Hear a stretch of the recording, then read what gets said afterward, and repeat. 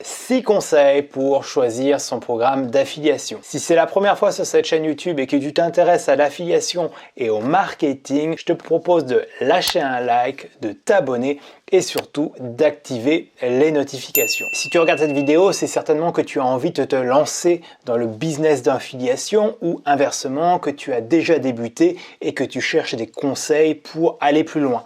La première chose, c'est que j'ai un guide totalement gratuit. Il n'y a même pas besoin de rentrer d'email, etc. C'est vraiment de la pure valeur. Aussi, en complément de cette vidéo, il y a un article pour aller plus loin. Donc tout ça, ça se trouve dans la description de cette vidéo et on va débuter. Quand je me suis lancé dans l'affiliation, une des questions cruciales que je me suis tout de suite posée, c'est comment choisir un bon programme d'affiliation ou même plusieurs, comment trouver des bons partenaires, parce qu'au final, c'est vraiment ce qui est au socle de mon business.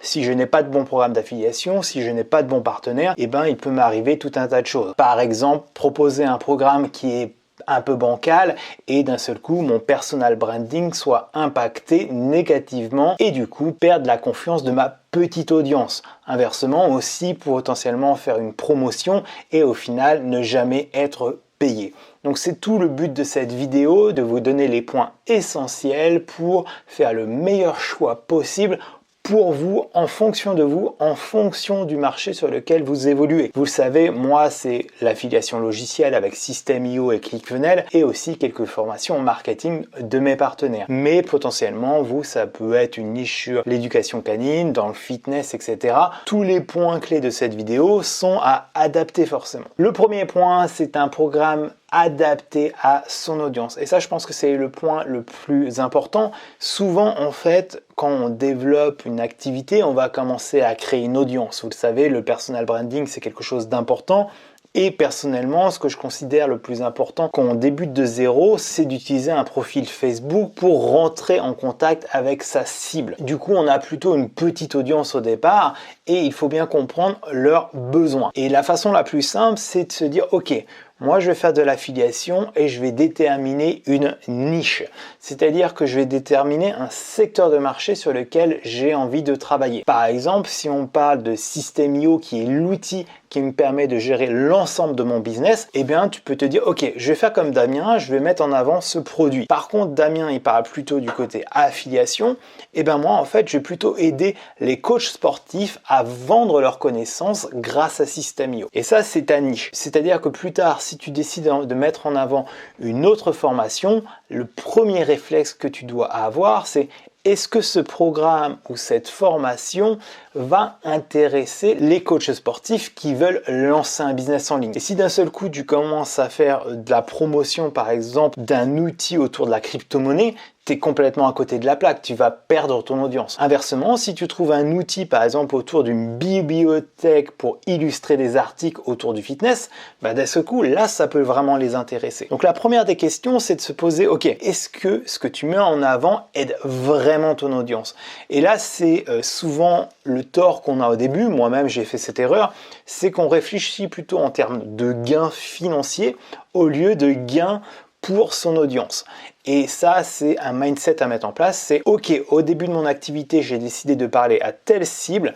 Est-ce que au final, la formation ou le logiciel qu'on me propose de mettre en avant est adapté à cette cible? Et ça, si tu arrives déjà à faire ça correctement, même si tu as peut-être 10, 20, 50 personnes qui te suivent, si tu le fais correctement, ils auront confiance et à chaque fois que tu vas proposer quelque chose, s'il y a une cohérence, ils vont plutôt passer à l'action facilement avec toi. Donc tu l'as très bien compris aussi, inversement, dans ta communication, dans ta stratégie, il faut plutôt construire une audience qualifiée que de vouloir parler à tout le monde. Deuxième point, c'est de vérifier que le programme qu'on met en avant est vraiment mis en avant par un expert. Tu vas voir, il y a beaucoup de gens qui vont potentiellement te contacter pour mettre en avant leurs produits, mais il y a pas mal de choses à vérifier.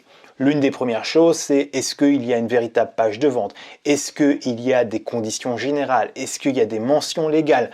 Est-ce qu'il n'y a pas plein de fautes d'orthographe? Alors, je suis clairement pas le spécialiste pour ça, mais j'ai quelqu'un qui m'aide, par exemple. Bref, c'est voir s'il y a une véritable cohérence en tant qu'entrepreneur, se dire ok, est-ce que j'ai vraiment envie d'envoyer mon trafic sur cette page? Parce que indirectement, tu t'associes à cette personne. Donc ton image peut être ternie. Deuxième chose, c'est est-ce que ce qu'il met en vente, cette personne, est-ce que c'est quelque chose qui l'applique concrètement dans son écosystème? Tu verras, il y a beaucoup de marketeurs qui te vendent que de la théorie. Moi, c'est pas quelque chose que je suis aligné avec ça parce que quand moi-même je me forme, je veux un peu de théorie mais beaucoup de cas concrets parce que c'est ce qui me permet d'avancer beaucoup plus rapidement. Donc, deux choses à vérifier. Est-ce que c'est un véritable expert qui vend ses connaissances et ce qu'il met en pratique, et est-ce que ça tient aussi la route sur la présentation de son offre, parce que si ça tient pas la route, les conversions seront impactées. En gros, ce que tu dois vérifier, c'est est-ce que toi-même tu achèterais sur cette page, est-ce que cette page elle est rassurante, est-ce qu'il y a des preuves, est-ce que légalement elle tient la route. Donc ça, c'est des petites choses à vérifier, rien de compliqué, le design, les mentions légales, les conditions générales de vente, le prix est correct pour ce qui est vendu. Voilà, essaye de te mettre dans la peau de l'acheteur avant de te mettre dans la peau de l'affilié que tu es. Troisième chose, c'est de tester absolument le produit avant de le vendre. Surtout quand c'est la première fois que tu mets en avant un partenaire, c'est quelque chose d'essentiel pour moi. C'est plutôt d'acheter le produit et de le mettre en pratique dans ton écosystème, d'avoir des premiers ressentis, des premiers résultats et de te dire ok, c'est quelque chose d'intéressant pour mon audience. Il n'y a pas pire pour toi de mettre en avant un produit qui te semble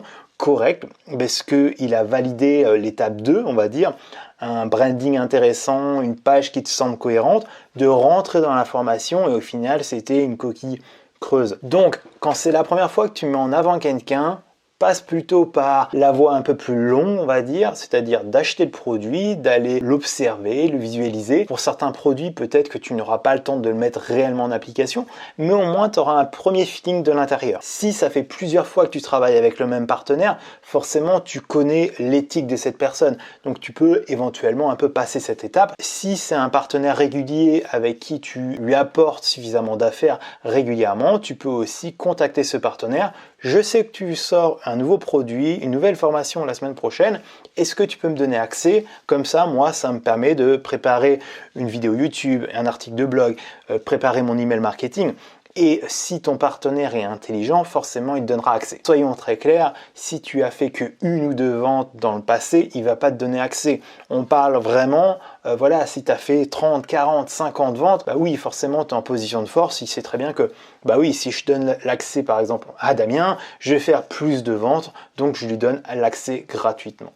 Donc ça, c'est une relation aussi affilié-partenaire à construire sur le long terme. N'oublie pas qu'un business d'affiliation aussi, il y a un gros côté humain dans tout ça, aussi bien avec ton audience qu'avec ton partenaire. Quatrième point, et ça c'est un point que je souhaite vraiment souligner parce qu'il y a tellement d'arnaques autour de tout ça, mais aussi un manque de lecture des affiliés, c'est est-ce que le programme d'affiliation est avantageux pour toi ou non? Avant de mettre un programme en avant, il est essentiel de lire les conditions de ce programme. Certains programmes vont interdire la publicité, certains programmes vont te dire ok, tu peux gagner des commissions, mais tu dois me fournir une facture officielle, etc. etc. C'est ta responsabilité à toi, en tant qu'affilié, d'aller lire les petites lignes du contrat entre l'affilié et toi. Honnêtement, il n'y a pas un contrat signé la plupart du temps. C'est juste que dans la présentation, par exemple, sur la marketplace de System.io, si on regarde mes offres à moi, et bien simplement, tout en bas, je dis bien attention, vous devez avoir un statut juridique pour me fournir une facture pour que je puisse vous payer vos commissions. C'est pas que je veux faire le chieur, honnêtement, c'est simplement qu'en France, tu dois justifier la sortie d'argent de ton entreprise. Et pour ça, tu as besoin d'une facture légale. Pas un bout de torchon, une vraie facture légale avec un numéro d'entreprise, avec des mentions légales, avec une adresse, etc. etc. Donc voilà, c'est à toi de savoir, ok, si tu n'as pas d'entreprise, il y a des gens que ça ne dérange pas. Ça dépend souvent du pays où est ton partenaire. Deuxième chose que tu dois vérifier, et ça c'est plutôt en communiquant ou en observant, c'est de se dire, ok, quand j'envoie un contact chez ce partenaire, au prochain lancement, est-ce que je vais toucher des commissions ou non? Il y a pas mal de partenaires qui sont un peu mesquins, c'est-à-dire, ok, tu vas gagner une commission sur le produit que tu mets en avant, parce que tu as pris ton lien d'affiliation. Mais sur le prochain lancement, en fait, il n'y a pas de programme d'affiliation. C'est-à-dire que tu as envoyé un contact qui a acheté. S'il rachète un autre produit dans le futur, potentiellement, chez certains partenaires, tu touches 0 commission. Et ça, pour moi, ça c'est un big warning aussi. Un partenaire qui joue pas le jeu avec moi en tant qu'affilié, je le mettrai jamais en avant. Il y a aussi des partenaires qui sont un peu entre les deux, c'est-à-dire qu'ils savent très bien ce qu'ils font et ils jouent pas le jeu complètement avec les affiliés. J'ai eu des cas en mode, ok, moi, à chaque nouveau lancement, je ne mets pas d'affiliation sur les premiers jours, alors que tu sais très bien que sur les 3-4 premiers jours, c'est là où il y a le plus de ventes, et c'est là où tu peux toucher le plus de commissions, mais l'affiliation, je le lance 5 jours après. Ok, mais ça aussi, ça ne m'intéresse pas, parce que moi, si je t'envoie du contact qualifié, qui a déjà acheté, la prochaine fois qu'elle rachète, je veux toucher ma part du gâteau. C'est normal, je suis un affilié, c'est mon business principal. Il y a aussi les gens qui vont t'envoyer un email du style « Je lance une version bêta de mon programme et il y a des ventes qui sont faites dessus, même si le programme n'est pas encore créé, pas encore tout à fait lancé parce qu'il n'y a que le bon de commande, il n'y a pas la page de présentation. Et là, tu ne vas pas toucher de commission. » Là, c'est pareil, c'est complètement illogique. Un affilié qui travaille correctement va t'envoyer des contacts qualifiés et pour moi, peu importe ce que tu fais avec ce contact qualifié dans le futur, on doit toucher des commissions. La seule chose que je peux comprendre en tant qu'affilié, c'est qu'il y a une vraie différence entre « Ok, c'est une formation en ligne, c'est du coaching ». Quand c'est une formation en ligne, pour moi, la commission, on doit la connaître dès le départ, c'est entre 30 et 40% en moyenne. Je peux très bien comprendre que si au cours de l'année, mon partenaire lance un nouveau programme de coaching, donc là où il y a de l'investissement humain toutes les semaines, tous les mois, etc., que les commissions soient moins élevées. C'est le seul endroit où je peux comprendre qu'il y ait une modification de mon pourcentage de commission, mais il ne doit jamais être à 0. Ça, c'est des choses importantes pour moi. C'est comme ça que je choisis mes partenaires. La première chose que je demande souvent à des partenaires qui viennent me voir, même des gros partenaires, des têtes d'affiche francophones, c'est « Ok, si je participe à ton prochain lancement, ok, je vais toucher des commissions, ça je le comprends bien.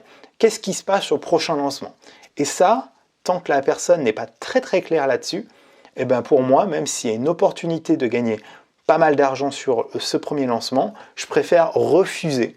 Parce que c'est trop facile d'aider ces personnes si toi, elles ne t'aident pas dans le futur. 5e point, c'est de fuir les mauvais payeurs. La première des choses, c'est as-tu bien lu les conditions du programme d'affiliation? Parfois, on fait des erreurs, on en fait tous. Moi aussi, ça m'est arrivé dans le passé, c'est de mettre en avant un programme de la mauvaise façon ou de ne pas remplir toutes les conditions de ce programme d'affiliation. Donc là, c'est pas forcément un mauvais payeur, c'est juste que tu as été un mauvais affilié. Donc ça, c'est la première des choses. Typiquement, quand je dis que je paye mes affiliés sans problème, mais il faut avoir une facture, si tu me contactes parce que tu as fait des ventes et que tu n'es pas capable de me fournir une facture, c'est de ta faute, ce n'est pas de ma faute. Et c'est pareil partout. Par contre, la réalité, c'est qu'il existe aussi des mauvais payeurs sur Internet, que ce soit des sociétés ou inversement des infopreneurs. C'est très compliqué de savoir qui sont les bons et les mauvais payeurs, honnêtement. C'est pour ça que la première des choses que je te conseille, c'est plutôt de mettre en avant des personnes ou des programmes que tu utilises. Pourquoi je dis ça? C'est parce que généralement, si tu as déjà acheté une formation, tu vois tout de suite si c'est pas un peu bancal en fait ce qui est vendu. La deuxième chose, c'est simplement de demander aux gens qui entourent ce programme d'affiliation, c'est de dire « Ok, j'ai vu que tu mettais en avant ce programme, est-ce que tu as toujours bien été payé ?» Voilà, tu peux simplement demander aux personnes. Il n'y a pas malheureusement 36 choix. Il y a de fortes chances qu'un jour tu te fasses avoir malheureusement. C'est aussi pour ça que quand tu débutes à mettre en avant un nouveau programme, mets pas tous tes jetons sur ce nouveau programme, teste progressivement et si tu te rends compte que tout se passe bien, éventuellement amplifie au final ton marketing, ta stratégie autour de ce programme d'affiliation. Et voilà, malheureusement, ça existe les mauvais payeurs, c'est très compliqué de savoir qui paye pas. La meilleure des choses à faire au final, c'est de rentrer en contact avec d'autres affiliés. Ce sera très rare que tu sois le seul affilié qui mette en avant un programme ou une formation. 6e point, c'est l'un certainement des points les plus importants pour moi, c'est de choisir un programme d'affiliation récurrent. Je t'ai fait toute une vidéo complète sur l'affiliation logicielle et je t'explique pourquoi, pour moi, quand tu débutes en affiliation, tu devrais te focaliser 80% de tes efforts sur l'affiliation logicielle et non sur l'affiliation de formation. C'est vraiment la chose essentielle si tu veux gagner ton indépendance rapidement, même en ayant une petite audience. Donc ça, je ne vais pas rentrer dans tous les détails de ces 6 points parce qu'il y a une vidéo complète que tu peux aller voir et je te conseille vraiment, c'est vraiment complémentaire à cette vidéo parce que si tu regardes cette vidéo, je sais que tu es à tes débuts et mon but c'est vraiment que tu réussisses à gagner le plus rapidement possible ton indépendance financière et géographique grâce à l'affiliation. Si tu veux aussi aller beaucoup plus loin, j'ai une formation qui s'appelle Décommission automatique. Tu verras, fais le curieux, dans la description de cette vidéo, il y a plein de liens qui sont là pour t'aider, entre autres mon guide gratuit sur l'affiliation, c'est totalement gratuit, à toi d'aller l'exploiter et tu verras que tous les points qu'on a vus, au final, on passe à travers et je t'aide vraiment à mettre en place dans les prochaines heures ta stratégie d'affiliation. Sur ce, si tu as des questions, ça se passe en dessous. N'oublie pas le petit like et on se dit à très vite pour une prochaine vidéo. Ciao, ciao!